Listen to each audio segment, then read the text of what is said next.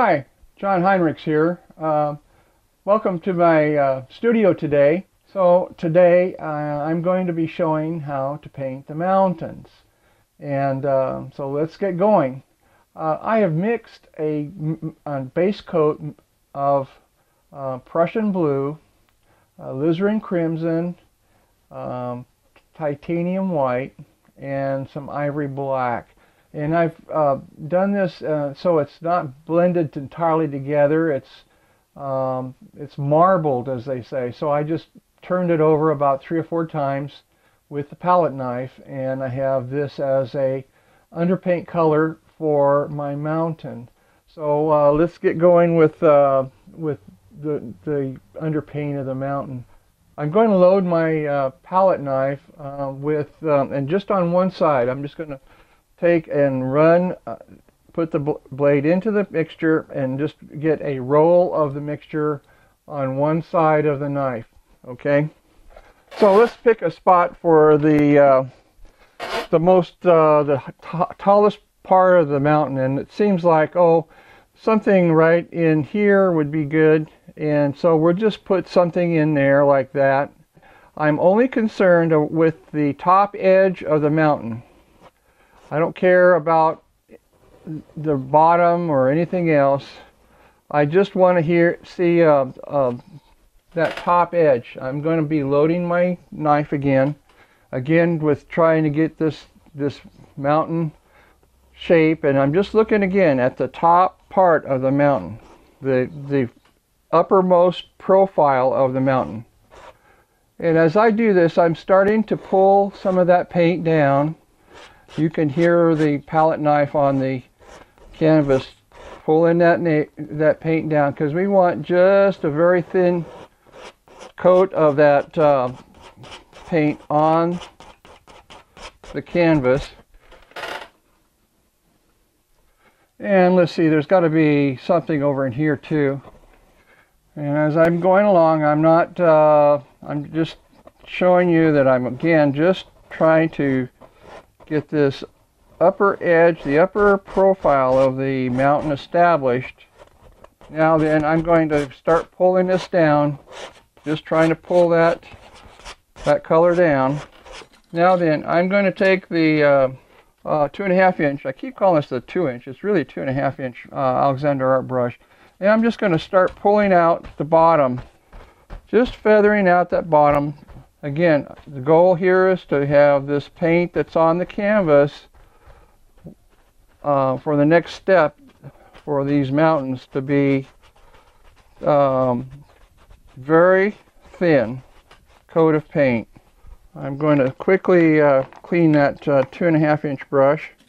I'm going to use some of the color that I used for the clouds, which is an off-white toward the red side and has just a slight tint to it.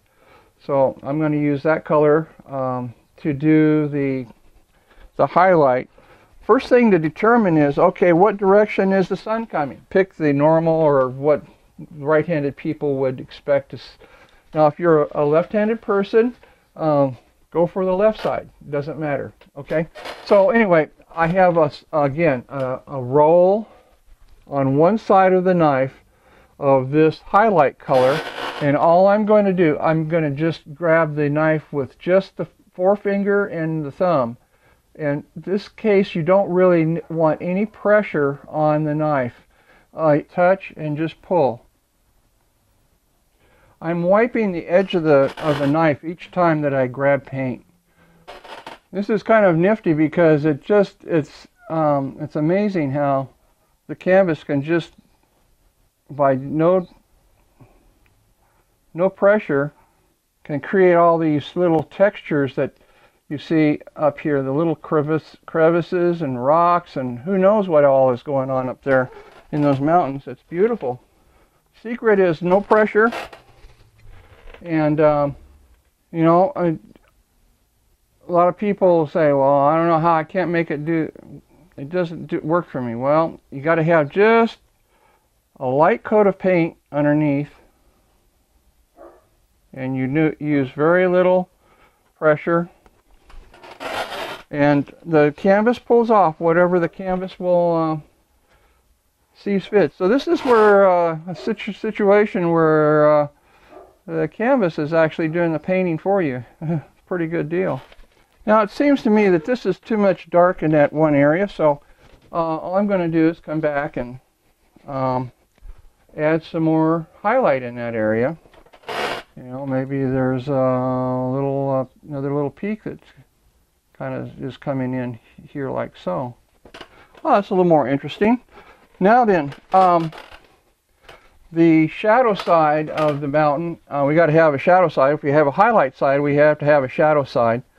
And so what I'll do for the shadow side is take a little bit of Prussian blue into that same off-white color.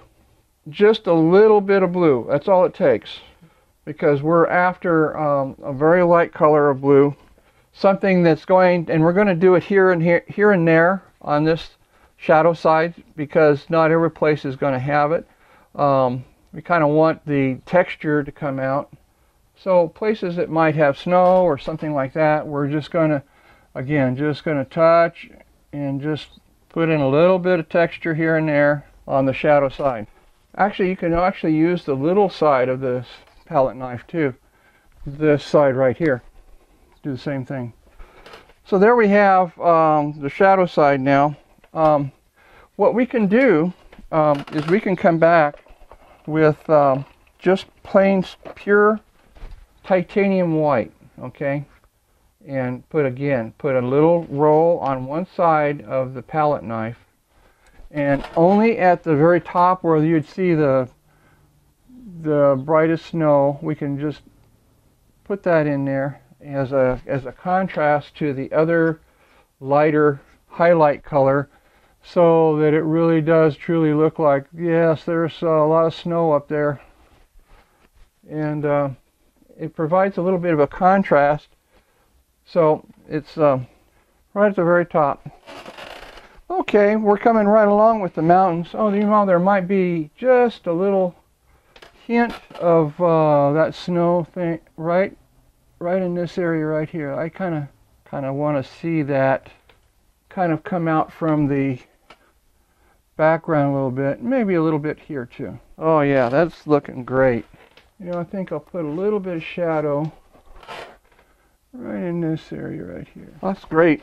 Okay, now what we're going to do is take the 2.5-inch brush, and what we're going to do is just brush up slightly from the bottom to create this mist area. So we're just going to very lightly, and we can even go back into the, again, the white is underneath, so we can just stir that up and create this mist at the base of the mountains, like it's there are some clouds that are trying to obscure the base of the mountain. It's just very light strokes to get that misty feeling to come through. You see the colors and the features are still there, but it's just slightly misted. It looks like mist. It looks great. Okay, so this is John Heinrichs, and that's my clip on painting mountains. If you'd like more information, be sure to contact me at my website, and look forward to seeing you again. Goodbye.